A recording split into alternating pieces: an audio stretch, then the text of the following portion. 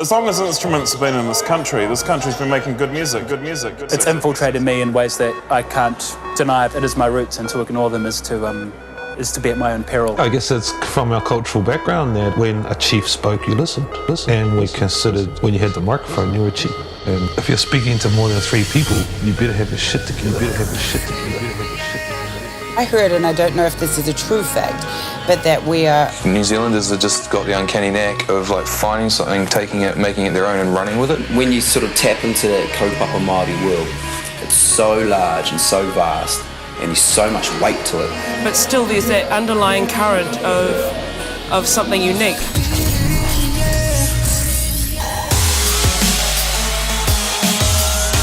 You were like a chimpanzee and you're a chimpanzee DJ and they'll like put you in a zoo and said you're gonna play a gig to like 800 chimpanzees. It's a bit like that. The most amazing thing I ever saw there was a guy, he mics up the carcass of hyenas. The main reason we started it was because we were a little bit disinterested with what was going on everywhere else. There's such a proliferation of summer festivals, music festivals all over the country. There's like 2 or 3 every weekend throughout the whole summer. It's also something that maybe you sometimes want to steer away from too, because you don't want it to be overtly New Zealand sounding. You want it to stand on its own international kind of setting. Do you want to have X Factor on television? No, I never want to even read anything about it. It was a little bit scary when I first got out here, to be honest, musically. With just music generally, I think it's been more and more popularised, and that's what I find in this country now. I mean, the underground scene is just not so underground.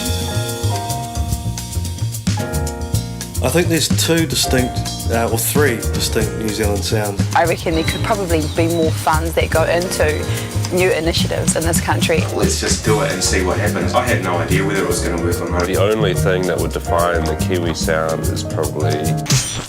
Is there a New Zealand sound? That's probably a pretty good question. It shouldn't matter if it's from New Zealand or Australia or Timbuktu.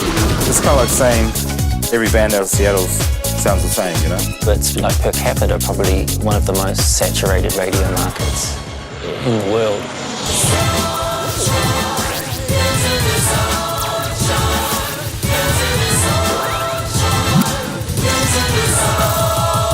That thing has happened so many times in the history of music where there's something's good and it's happening in a place and then these vultures will just jump on it. We have a way of saying our English language in a different way and we make up words down here.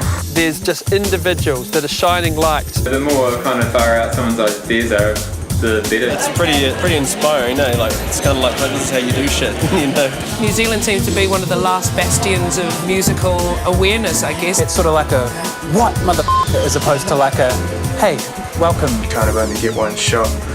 If you come and they don't like you, that's kind of it. That was the original New Zealand sound, tangaporo, which is the traditional music and instruments of the New Zealand Maori. Taonga Pu'oro and their uses were intimately connected with religious practice, and Māori music traditions are founded in a creation story where the gods sang the universe into existence. Māori culture is really important to me as a person and to my family. The biggest regrets were people saying that we were racist. Because we were pro-cultural, we were called anti-non-culture. We've got to have choices, and for Māori, I'm here to restore some balance in that equation. Dunedin is a crazy vibe. They're just like crazy animals because they love to party. What was happening in Dunedin 20 years ago, that was unique to that part. I think out of all the musical styles that have come from here, that's probably had the most impact overseas. For New Zealand music to be known as that Dunedin sound just absolutely makes me cringe. Dunedin is like one of the best places in the country to go and play at.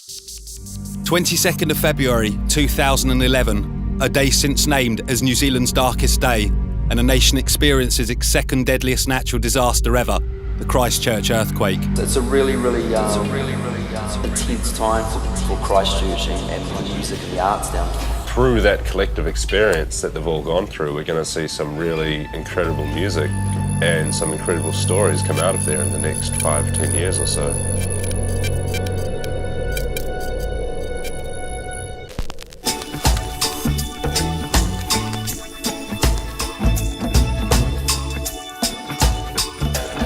New Zealand knows about everything because geographically we can see the whole world, and we're very interested in the whole world. And artistically, we're so busy trying to keep up with the rest of the world, often we overshoot it. We almost need to identify it so that we can exploit it. I quite like the term barbecue reggae. I love barbecues and I love reggae. That's the sweet as.